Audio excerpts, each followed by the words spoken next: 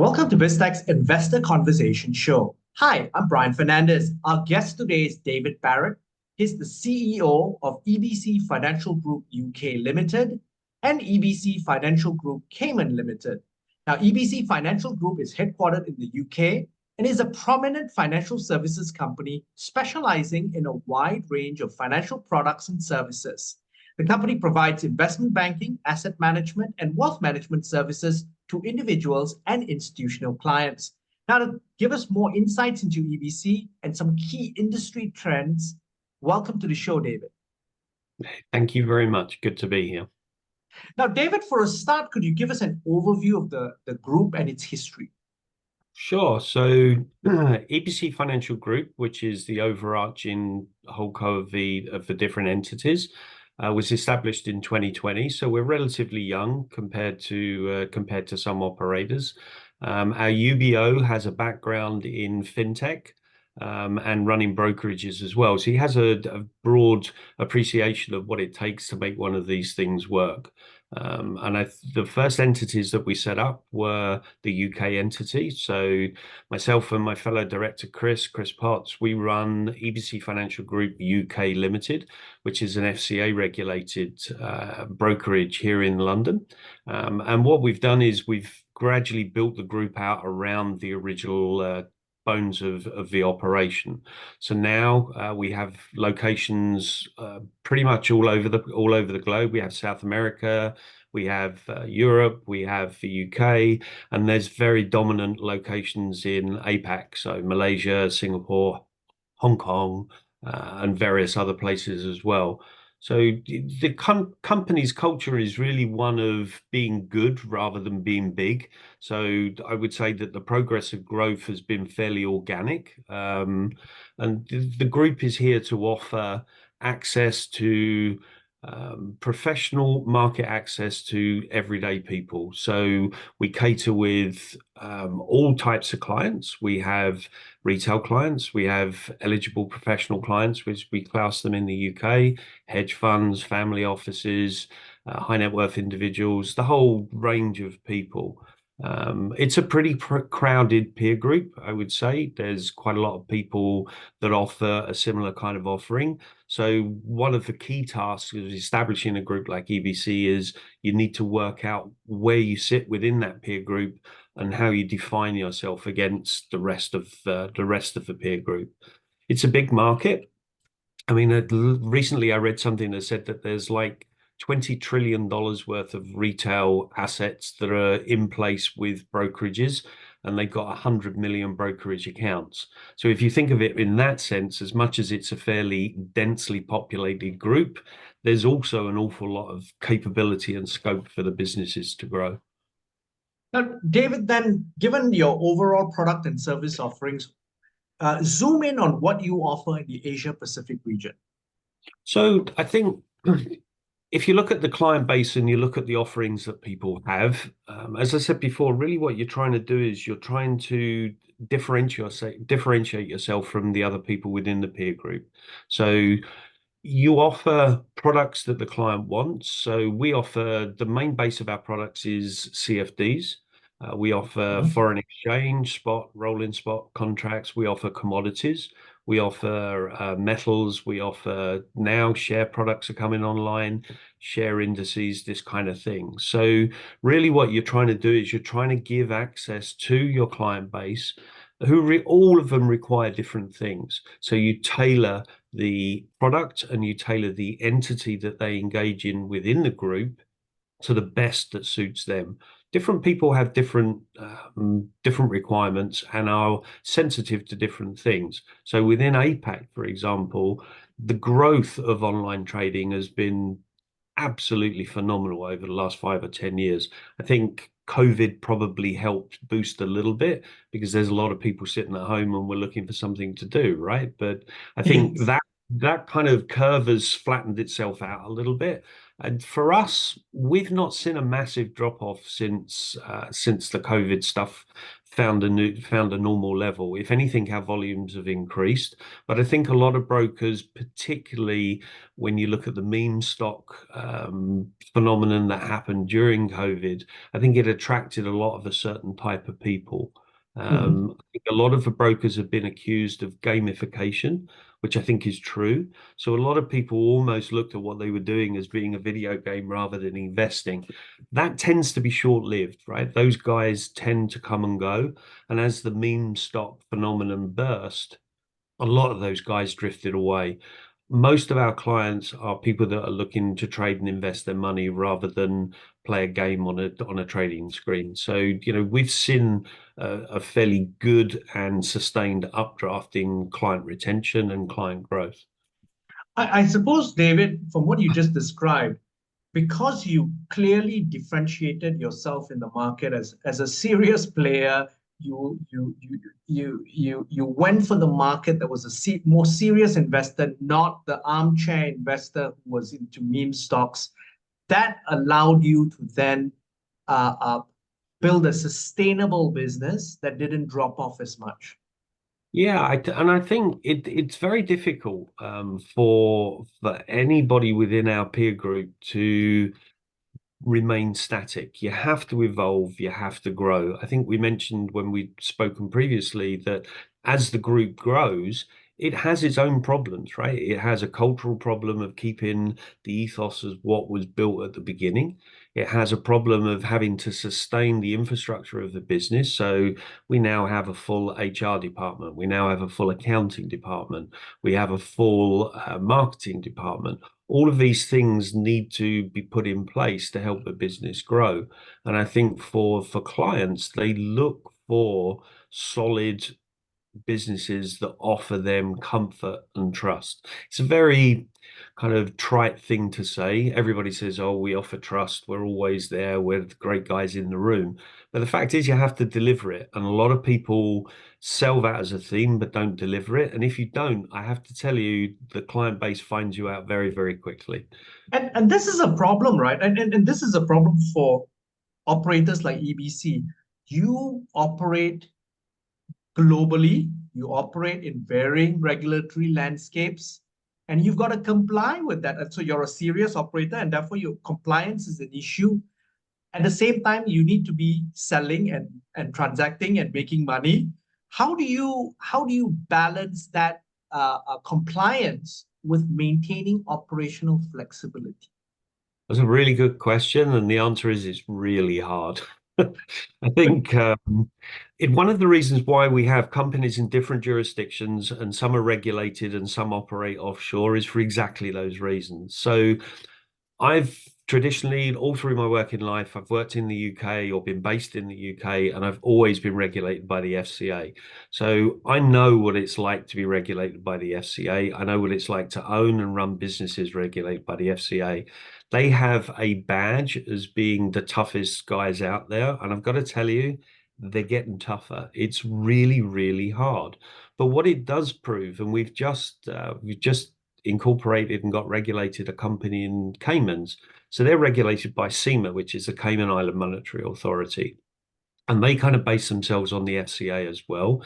It's hard, but you don't choose to do it for no reason. The reason that you choose to go into those jurisdictions is because it offers the credibility that you as a group are prepared to do the hard things as well as the easy things, and you're prepared to do them properly. And I think there's a lot of groups out there that remain totally offshore, and I'll come to it in a sec because I think that's legitimate to some level.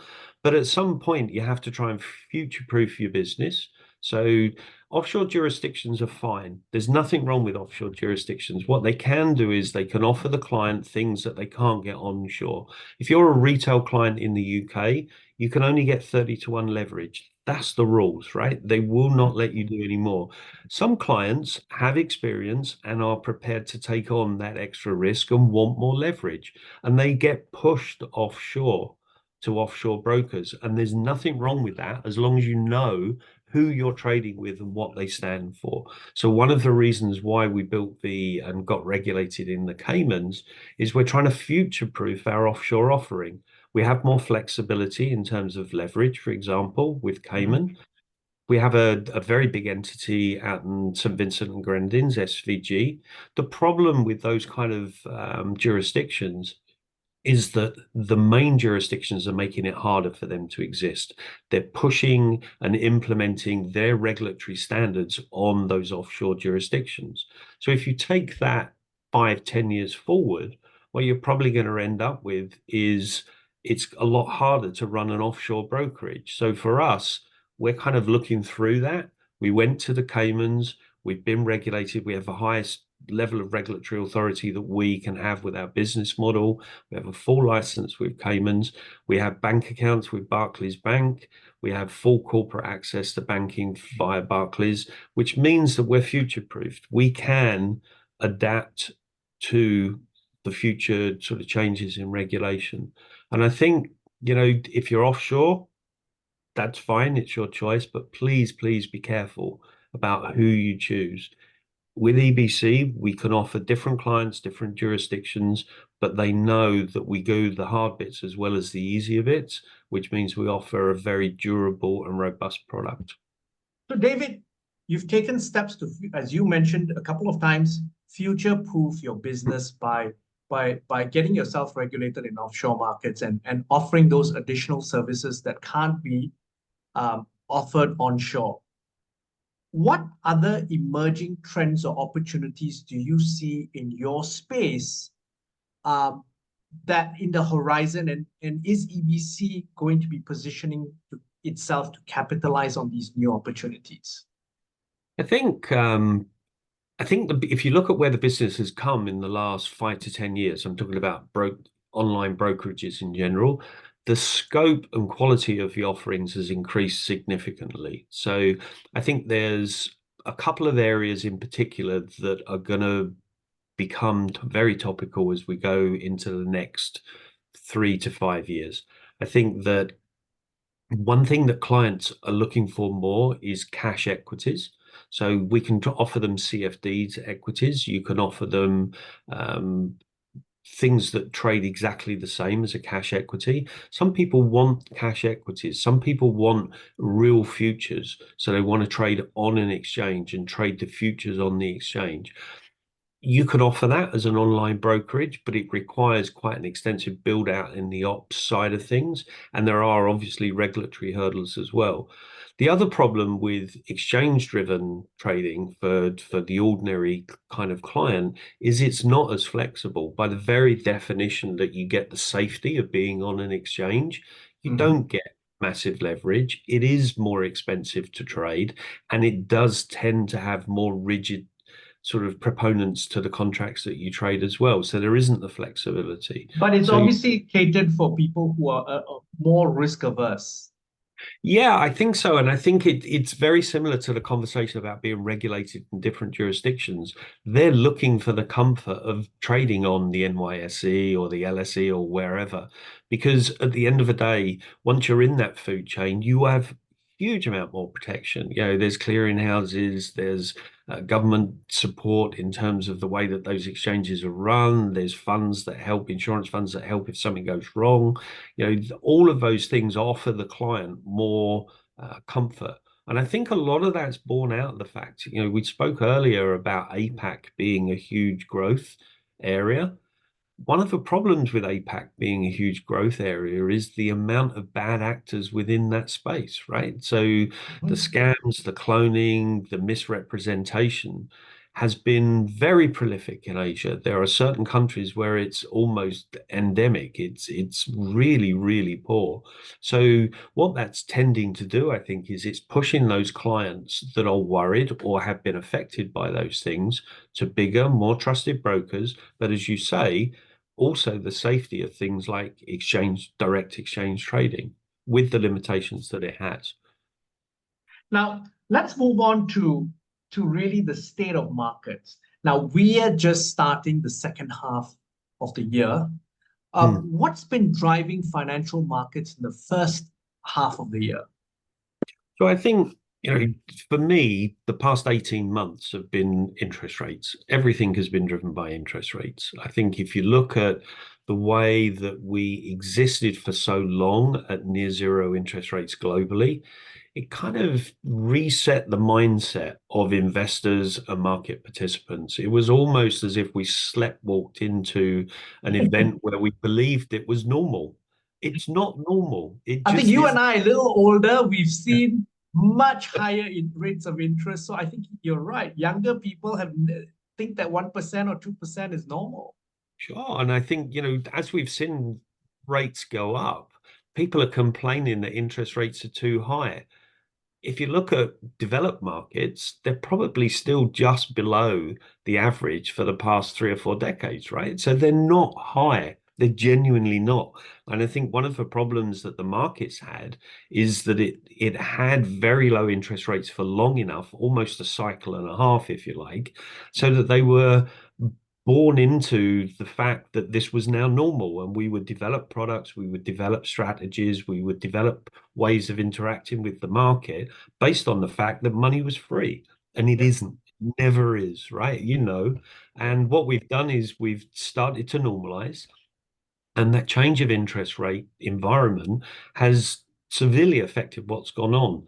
But it's interesting, it's not affected it as much as I thought it would, if I'm being honest. So when I was young and I was growing up in the markets as a young trader, you know, my changes of interest rate differentials between nations were the main drivers of everything. But if you look at certain markets, so stock markets pretty much ignored. Look at US markets. They've ignored interest rates. We've gone from virtually zero up to 4.5%, 5%. Yeah. Stocks are on all-time highs, right? Tech Yeah. stocks were supposed to be absolutely petrified of higher rates. My opinion was that they were going to really struggle in a higher rate environment. But you find a new shiny thing, which is AI, and everybody ignores it, right? But So so David, I've got to put my 2 cents worth here on the US tech stocks. One of the things that have sustained that, yes, of course, Nvidia is the the blue-eyed shiny new toy. But if you actually look at some of the other sure. Magnificent Seven, so you talk about Apple, you talk about Microsoft, that's underpinned by very strong earnings. So the Yep. earnings haven't fallen off as much as we thought. Agreed, right? And I think that's one of the absolutely key point, in the sense that one of the reasons why interest rates didn't come straight back down again is because the economy is doing very well, right? It's strong. Now you can argue why it's strong.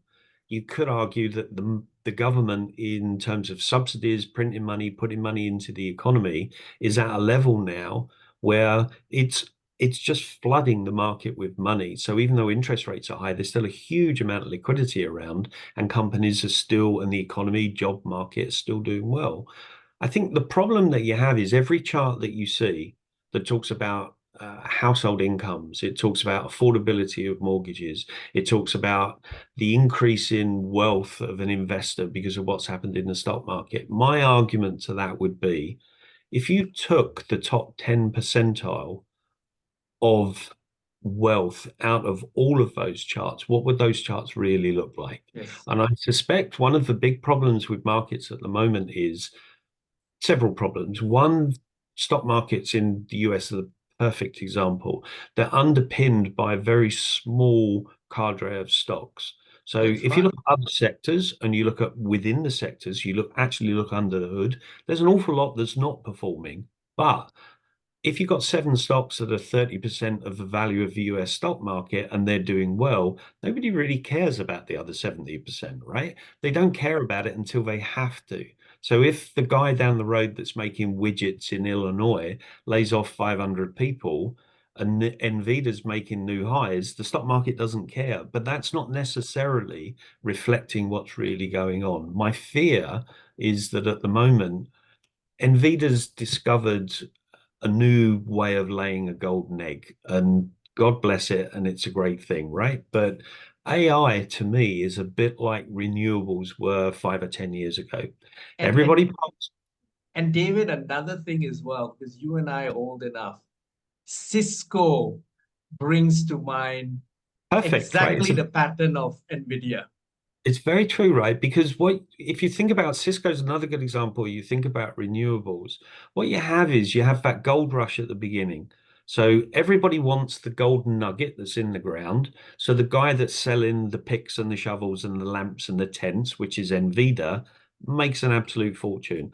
Everybody goes roaring across the prairie. Everybody starts digging holes. One guy finds a big nugget and the other 100 guys find not a lot of anything. So as with renewables, everybody's going in, they're hitting themselves out, tooling up, rushing off out there. I have no doubt AI is important. I have no doubt that it will change the landscape of the way that we look at things within our world. But the reality is to me that at the moment, for most people, there isn't much of an impact. And the real impact and the real value to the average guy in the street is 5, 10, 15, 20 years away. So there is a big danger for me that, as you said, with Cisco, and as we've seen with some of the renewable businesses, once that hype has been filled, people have to make money out of this stuff. If you're spending hundreds of thousands, millions of dollars on a single chip, you need to be able to monetize it. Now, if you monetize it in 5 years, great, but you still got to fund your monetization for those 5 years, right? So I buy into the whole thing, but I'm kind of skeptical as to the market's idea of what the timing is of when that actually realizes. David, what about commodities and FX? What is your view in the second half of the year? So commodities, the main thing that I liked at the beginning of the year was gold. And I would say I still like gold because I think the geopolitical and the liquidity situation within the world dictates that everybody should probably have a bit of it. My concern with gold is that there's a lot of people in it, a bit like Nvidia. So, I like it, but I think it's very much dependent on the economic and the political situation that we see over the next 6 months. And there's so much going on that for me, it's much more two-way now than it was at the beginning of the year. And FX is absolutely confounds me. I look at things like dollar yen and I totally get it. And it makes me smile every time a Japanese turn around and say that it's moving against fundamentals. They made the fundamentals. There's an interest rate differential like this. They don't change it. And they spend $65 billion to try and make a point, and it goes straight back up and it will Yeah. stay there, right? But the most interesting thing for me about FX is it's not moving. There are funding currencies, Swiss, yen, MEX, those kind of things that are moving. But generally speaking, historically, I grew up in the FX market. So interest rate differentials were a huge driver of relative value of one currency against another. Euro dollar's not moved. We have French elections coming around the corner that could easily unsettle the balance of power within the entire EU structure. We have an interest rate differential and a central bank interest rate path that are diverging between the ECB and the Fed. Euro dollar doesn't move. It absolutely astonishes me. I do have a theory. It's not a And I like very to hear that because it's mind-boggling to me as well. I'd like to hear your theory of that. it's kind of a depressing theory, so I apologize to everybody in advance. But my theory is that there's two main players within the FX market. There is the speculative side and there's the real money side. So the real money tends to hedge and tends to hedge future cash flow forecasts, and it tends to hedge investments when things start to move. And then you've got speculators, which these days is mainly the retail driven market, right? So retail doesn't care about FX apart from carry. So most of the trades that we see in FX are carry trades. People are short and short Swiss, long the yielders, Kiwi, CAD, Aussie, these kind of things. But there's very few overt directional trades put on. Most of the trading that our retail clients are doing at the moment is in metals. Gold is a huge, huge part of what they're doing. So what you have is you have an FX market that should be moving, but the retail guys are very much interested in stocks and tech stocks and AI stocks and indices and gold. They're not trading FX. And if it's not moving, the real money guys don't need to hedge. They're very reactive. They're not proactive. They always react to movements to re-hedge their books or their cash flow. Right. if the underlying isn't moving, they don't need to. Maybe they should, but they won't. So to me, it's kind of where it's like an elastic band. We're gradually stretching and stretching it. And at some point, I can't believe it's not going to break. So I think realized volatility in the FX market has to go up at some point. But as with all markets, it's not necessarily having the view, it's about the timing, right? Absolutely. David, this has been such a fascinating conversation. I've really learned a lot and thank you for your insights. But before we leave, any final thoughts you'd like to leave the audience with? Yeah, I think, putting my EBC hat on, I would say that there are many opportunities out there. We have geopolitical, political. Look at the debate last night with Trump and Biden. Things change quickly. So you have this investors and clients have this opportunity to come to people like EBC or other people in the peer group and trade in the markets and learn how they work and hopefully do well when they trade with them. My main concern for those potential clients and clients we have is they must choose the right broker. It's so important. There's so many people out there that are not good actors. So do your homework, choose the right people to interact with, and stick with what works for you. That would be it. David, thank you very much for taking your time to be on the show. It's been a pleasure. Absolute pleasure. Thank you. We've been speaking to David Barrett. He's the CEO of EBC Financial Group UK Limited and EBC Financial Group Cayman Limited. I'm Brian Fernandez, and you've been watching and listening to Biztech's Investor Conversation Show. This interview will be on our website, www.biztech.asia, as well as our syndication partners, TV stations, radio stations, websites, and trading platforms. Thanks a lot for tuning in.